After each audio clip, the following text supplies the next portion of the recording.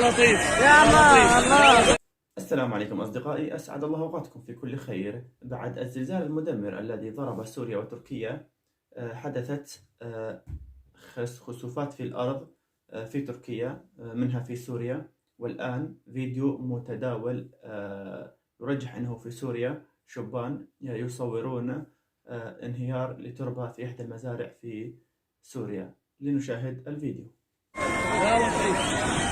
يا لطيف يا لطيف يا لطيف يا لطيف يا لطيف يا لطيف هذا يا رب يا رب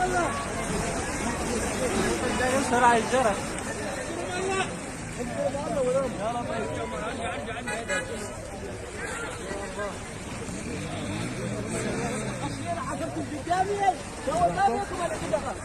ايش اسمه الليمون؟ هذا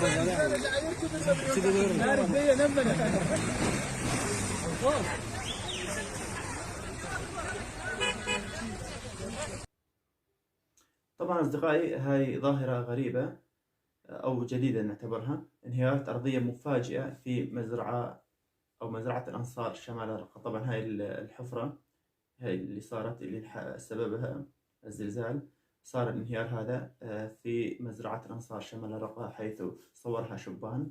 نعم أصدقائي، وفي النهاية أصدقائي ندعوكم للاشتراك في القناة وتفعيل زر الجرس ليصلكم كل ما هو جديد، ونسأل السلامة للجميع. والسلام عليكم ورحمة الله.